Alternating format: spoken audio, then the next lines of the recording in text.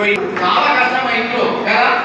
కాళ్ళు చేతులు పోయి చావు పత్ర మధ్య సచ్చి వచ్చే వాళ్ళు కొందరు, ఇంటి దిక్కు పోయి ఇంటిని బాలిని ఏర్పటించే వాళ్ళు ఎందరో, ఒకరా ఇద్దరా ఎందరో నేడు రోడ్డు మీద ప్రాణాలు వదులుతున్నారు. హెల్మెట్ లేకుండా లైసెన్స్ లేకుండా మన్ను నడిపేటోళ్ళు కొందరు. సో ఇంత జాగ్రత్త తీసుకున్న మనము మరి ప్రాణాలు పోతుంటే, పిల్లల ప్రాణాలు పోతుంటే కూడా మనం పట్టించుకోవట్లేదు.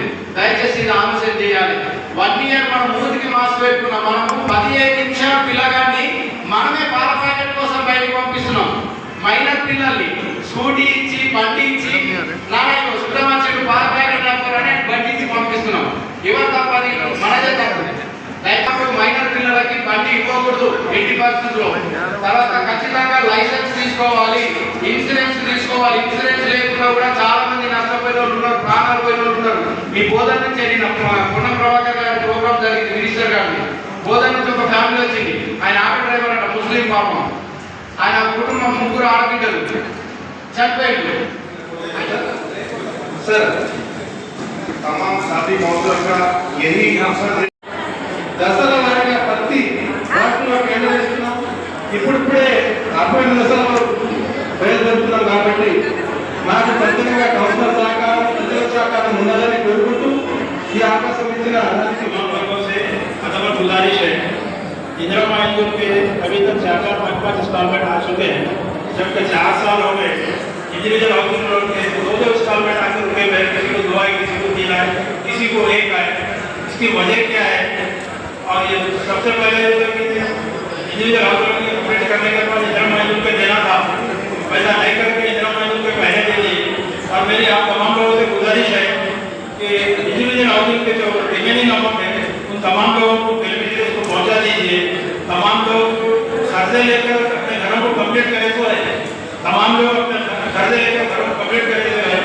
और वो लोग की गुजारिश है, बार बार वो लोग हमारे को बोल रहे कि आप लोग कुछ करो भाई, तो आपकी दुनिया के इंटरेस्ट बढ़ जा रहे हैं। और मेरी अगवन गुजारिश है चेयरमैन के खास तौर पर इसके ऊपर नुमाइंदगी करते हैं, जैसे जब वो लोग अपना अमाउंट दिला दीजिए बस जिला मिला। और कमिश्नर साहब, हमारे पार्टी के वरिष्ठ साहब, उनका पहुँचाना जरूर समझता हूँ। सबसे बड़ा प्रॉब्लम जैसे कि पर्दा कराना का प्रोग्राम यहाँ पर हर बार में रखा गया था, मगर हमको ये नहीं कहा गया कि ये पर्दा कराना का प्रोग्राम है। सबसे पहले मैं कमिश्नर साहब को याद दिलाना चाह रहा हूँ कि कमिश्नर साहब की जिम्मेदारी थी, चेयरपर्सन मैडम की जिम्मेदारी थी कि वार्ड ऑफिसर्स को मुकम्मल इंफॉर्मेशन देकर वार्ड में भेजा जाए। वार्ड ऑफिसर्स फोन करते हैं कि आपके वार्ड में प्रोग्राम रख रहे, तो हम आगे से पूछ रहे हैं क्या प्रोग्राम रखा जा रहा है, किसके लिए रखा जा रहा है। तो वार्ड ऑफिसर कह रहे हैं कि आइए वहाँ पर एक वार्ड मीटिंग लगाओगे। तो वार्ड मीटिंग का मतलब क्या है, मकसद क्या है, वो उनको ही वार्ड मीटिंग रखने का मकसद क्या है, वो कह रहे हैं कि हमको इन्फॉर्मेशन नहीं दी गया। तो मैं अपने वार्ड ऑफिसर्स जो के इंचार्ज है उनको ये कहना चाहता हूँ कि जब इसमें बहुत सी बड़ी प्रॉब्लम पानी की प्रॉब्लम दूर होगी। और ऐसे करंट के मसाइल बहुत से लोग फॉर्म भरे पर्दा कराना जिससे पहले जो हुआ, मगर आपको फैसिलिटीज किसी वजह से आने में लेट हो रहा है मैडम, क्योंकि हमारा वार्ड बहुत स्लम बस्ती है, एकदम बहुत गरीब लोग रहते हैं, मिडिल क्लास लोग रहते हैं। इसीलिए मैं जरूरी समझता हूँ कि ज़्यादा से ज़्यादा फैसिलिटीज वहाँ पर पहुँचना चाहिए। गवर्नमेंट के पूरे मुकम्मल स्कीम वहाँ पहुँच सकते हैं और वहाँ के लोगों को जरूरत है। और उसी के साथ साथ 194 जियो का मसला है, 194 जियो के मसाइल को भी एक बार नजर डालिए। और कई लोग वहाँ पर तो नोटिस आए थे पैसे बनने के लिए, अगर वो लोग नहीं बन सके तो फिर से एक बार आप म्यूनसिपालिटी के जरिए से उनको एक बार पैसे भरकर उनको मौका दीजिए कि 194 जियो में वो रजिस्ट्रेशन करवाए। तो बटे जो बन चुके हैं उनके लिए रजिस्ट्रेशन के लिए उनको रजिस्ट्रेशन करने के लिए कहिए। और मैं एमएलए साहब से भी नुमाइंदगी कर चुका हूँ और आपसे भी नुमाइंदगी कर रहा हूँ कि हमारे वार्ड के लिए आप खास करके मुझे यकीन है कि आप अच्छे से अच्छा काम करा रही हैं, आगे बढ़ सकते हैं। और वक्त देने के लिए तमाम का शुक्रिया। స్కీమ్స్ కానీ బెనిఫిట్స్ కానీ అన్నిటి గురించి మనకు 6 స్కీమ్స్ మనకు వస్తున్నాయి. ప్రతి పేదవాళ్ళకి ఉచిత బస్సు 500 సిలిండర్కి అందరికీ కూడా అకౌంట్స్లో పడుతున్నాయి 50 పైసలు. మరియు స్కీమ్స్ అన్నీ కూడా ఇప్పుడు మీరు ఏ గవర్నమెంట్లో చూసారు, కానీ ఇప్పుడు తెలంగాణ మన కాంగ్రెస్ గవర్నమెంట్ వచ్చిన తర్వాత ప్రతి పేదవాళ్ళు ఇల్లు కట్టుకుంటుంటే ఒక్క రూపాయి కూడా లక్షం లేకుండా 5 లక్షల రూపాయలు మీ అకౌంట్ లో పడుతున్నాయి. ఎవరో కాంట్రాక్టులు పెట్టి డబ్బులు ఎవరో ఇచ్చేసే కాకుండా మన పర్సనల్ గా అన్ని పైసలు కూడా బెనిఫిషియల్ అకౌంట్ లో పడి ఎంతో ఎవరు కూడా రూపాయి ఖరాబైందని తెలియకుండా 100% వాళ్ళ అకౌంట్ లో పడి ఎంతో సంతోషంగా ఇల్లు కట్టుకుంటున్నారు. మరియు షాదీ ముబారక్ కానీ కళ్యాణ లక్ష్మి కానీ ప్రతి ఓవర్కి డైరెక్ట్ చెక్కులు ఇస్తున్న వాళ్ళ అకౌంట్ లోనే వర్క్ చేసుకుంటున్నారు. ఏ స్కీమ్స్ కూడా వేరే ఏజెంట్ ద్వారా కానీ ఎవరు తినడానికి అవకాశం లేకుండా మన గవర్నమెంట్ ఎంత సౌలభ్యంగా పనిచేస్తున్నందుకు గవర్నమెంట్ కి కృతజ్ఞతలు తెలుపుతూ, మరియు ప్రతి దగ్గర కూడా మనకి 10 జోన్లు ఉన్నాయి. మరి నా జోన్లో 7 జోన్లు 4 వార్డులు ఉన్నాయి. 2 ఎంఐఎం వార్డులు, 1 టీఆర్ఎస్ వార్డు, 1 కాంగ్రెస్ వార్డు. ప్రతి వార్డుకి 7 డేస్ మన వర్కర్లు పనిచేస్తున్నారు. మనం దగ్గర నుండి మనకు ఎక్కడ వర్క్ ఉందో మనం చేయించుకోవాలి కానీ ఆ వార్డు ఈ వార్డు అని ఏదైనా పెట్టి చేసేటోళ్ళని పని చేయించుకోకుండా మనం కాంగ్రెస్ టీఆర్ఎస్ మనం డెవలప్ చేసుకుందాం.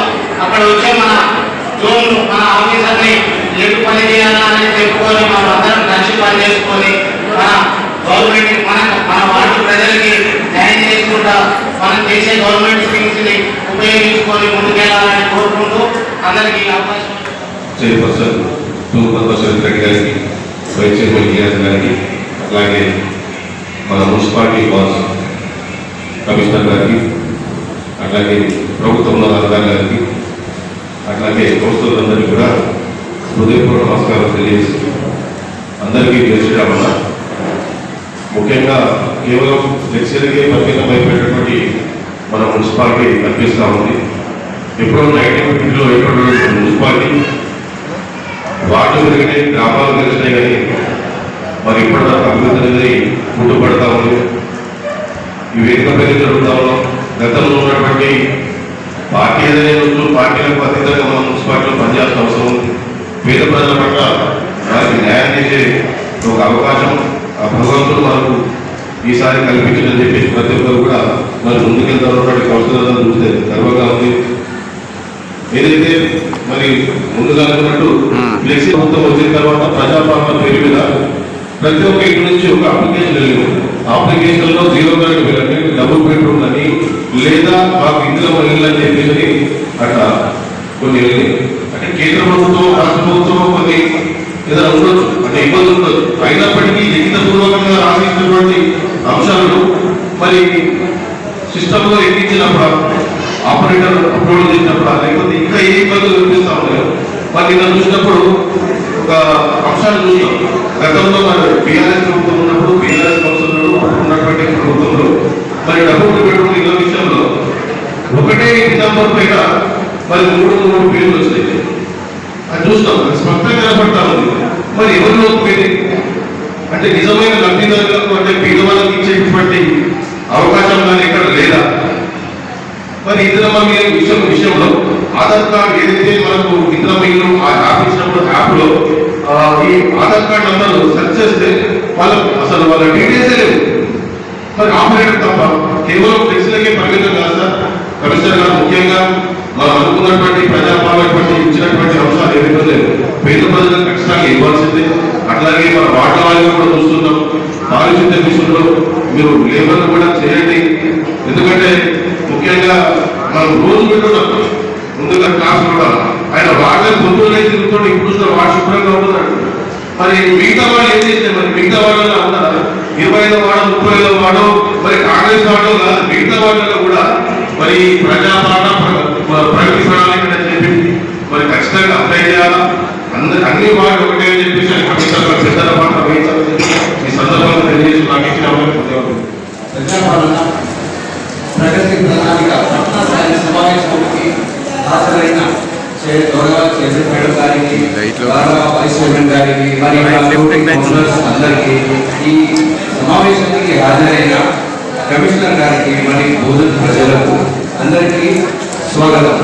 ఈ ప్రణాళిక लेकिन बोलना मांगना अंदर के लगने में दे ये जो प्रोग्राम लगाए ये प्रोग्राम के तहत गवर्नमेंट के स्कीम जैसे कि हमारे साथी काउंसलर सभी भी पूरा तफसील में बात की है, जो भी गवर्नमेंट की स्कीम्स है, गवर्नमेंट की जो भी फायदे हैं वो बेनिफिशियरी जैसे कि आवाम गरीब आवाम तक पहुंचने के लिए गवर्नमेंट ये तमाम प्रोग्राम्स लगा के कांटेक्ट करके आवाम के अंदर एक अच्छा मैसेज आना और आवाम की खिदमत करना होगी प्रोग्राम्स लगाए। लेकिन यहाँ पर हो रहा क्या बोले तो खासतौर पर हमारे चेयरमैन मैडम और कमिश्नर साहब वाइस चेयरमैन साहब को मैं ये इतला देना चाह रहा हूँ, जहाँ पर इंदिरा स्कीम के ग्राम है उसमें बहुत जगहों पे जो लोग हकदार है उनको फायदा नहीं हुआ, और खुसूस तौर पे जो रियल एस्टेट वाले हैं, जो मैं मेरे वार्ड में ऑब्जर्व करा, जिसको ऑलरेडी मकान है, अच्छी बिल्डिंग है, वैसे लोगों को ये स्कीम का फायदा हो रहा है। क्या वो लोग हकदार नहीं है स्कीम के? वो लोग हकदार नहीं है, गरीब आवाम हकदार है। फिर इसमें इतने जब धुंधलियां हुए तो हम लोगों का काम है कमिश्नर साहब का कि किस वजह से फिर उसको देखते हुए जो भी है उसके ऊपर एक्शन लिया जाए। डबल बेडरूम जितने भी गरीब आवाम को मिलना चाहिए था वो नहीं मिले। मेरी यही रिक्वेस्ट है कि ये प्रोग्राम के तहत कलेक्टर मैडम तक और यहाँ के मुकामी एमएलए तक ये बात पहुँचाई जाए कि जितना हो सके उतना जल्दी गरीब आवाम का हक उनको दिया जाए और उसके अंदर कुछ भी धांधलियाँ नहीं हो सके। इसके लिए पुराने जो केस है उसको गौर कैंसिल करके आप लोग सर्टिफिकेट जो हकदार है वो लोगों तक उनका हक पहुँचे, जैसा जो गरीब है जिसको घर की सख्त जरूरत है वो लोगों को मिले, जैसा कोशिश करके हम लोग ये कोशिश करना चाहिए कि उनका हक उनको मिले। लेकिन यहाँ क्या हो जाएगा भोजन के अंदर चंद ब्रोकर जमा होके कुछ लोग बेच ले रहे कुछ अमाउंट में इंदिरा के, और भी चंद लोगों को ये आवाम सहूलत फराहम कर सके।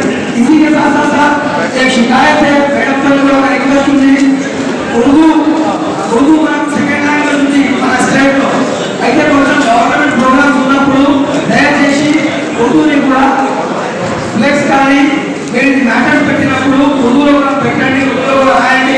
ఇప్పుడు నాకు తెలుగు పర్ఫెక్ట్ గా రాదు, ఇప్పుడు కొంచెం చదువుకుంటా ప్రజాపాలన ప్రగతి ప్రణాళిక పట్టణ స్థాయి సమావేశాలకు ఆహ్వానం ప్రజా సమీక్ష ప్రభుత్వ ధైర్యం ఇప్పుడు నాకు మొత్తం చదవడానికి అర్థం కాదు, చాలా మందికి రాదు।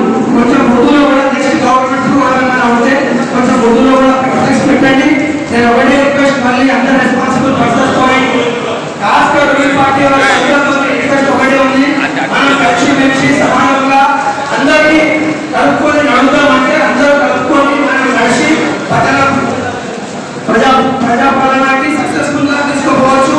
అందరూ సక్సెస్ఫుల్ గా నడుద్దాం, అందరూ కలిసి మెలిసి నడుద్దాం। ఇష్టరాజ్యంగా నడిస్తే ఇది ప్రజాపాలన అవకాశం ఇచ్చినందుకు చైర్పర్సన్ మేడం కమిషనర్ సార్ని అందరినీ ధన్యవాదాలు। ఏదన్నా మీకు ఇబ్బంది ఉంటే లేబర్ సరిపోవట్లేదు, ఎండాకాలం ఉంది కాబట్టి లేబర్ తక్కువ వస్తున్నారు, దాన్ని సరిదిద్దుకున్నాం కానీ అట్లా ఇబ్బంది వేయడం కరెక్ట్ కాదు। ఇంకేదైనా పొరపాట్లు ఉంటే అన్ని కూర్చొని మాట్లాడుకొని సరి చేసుకుందాం। ఈ అవకాశం ఇచ్చిన పెద్దలందరికీ ధన్యవాదాలు తెలియజేస్తాం। जो प्रजा पालना के नाम पर जो प्रोग्राम ऑर्गेनाइज किया गया है, वही ऑर्गेनाइज करने के जो जिम्मेदार हैं हमारे डिस्ट्रिक्ट कलेक्टर, हमारे सब कलेक्टर, हमारे म्यूनसिपल चेयरपर्सन और कमिश्नर साहब का मैं दिल से शुक्रिया अदा करता हूँ। एक ऐसा मंच है जहाँ पर हम अपनी आवाज़ को लोग के सामने यानी कि आवाम के सामने लेके आने का और अपनी तकलीफ को जो है ना आवाम के सामने खास करके ऑफिसर्स के सामने रखने का एक बेहतरीन मंच है। मैं शुक्रिया अदा करता हूँ हमारे प्रेजेंट एमएलए रेडी साहब का भी कि वो खास करके हमें इन्फॉर्म किए कि आपकी जो भी तकलीफात है, आपके फायदे और आपके नुकसान जाकर वहाँ पर बयान करिए, आप पूरी है। मैं फर्स्ट ऑफ ऑल तो हमारे कमिश्नर साहब से सवाल करना चाहता हूँ और खास करके चेयरपर्सन मैडम से कि कल हम बोलिए थे कि निर्माण वालों के यहाँ पर बुलाए, खास करके कि जो वार्ड के जो मसाइल है वो लोग मसाइल जितना निर्माण वालों को मालूम उतना जो है काउंसलर को नहीं मालूम, इस वजह से हम निर्माण वालों को बुला रहे हैं। क्या अभी तक कोई दरखास्त कलेक्ट है यहाँ पर निर्माण वालों से? जब दरखास्त आपको कलेक्ट करने का नहीं था तो वो लोग को तकलीफ क्यों दी आपको, क्यों बुलाया वो लोगों को यहाँ पर धूप में, क्यों परेशान करेंगे? और दूसरी बात, हमारी बदरसी भी आज हमारा कलेक्टर मैडम यहाँ नहीं आए, हमको तो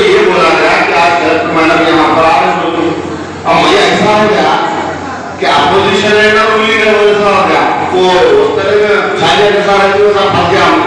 बोलोगे न तो बोले तो प्रोटोकॉल, नहीं बोले तो जो है ना अपोजिशन, ये हिसाब में मैं मतलब उलझा हुआ था। लेकिन आवाम के मसलों में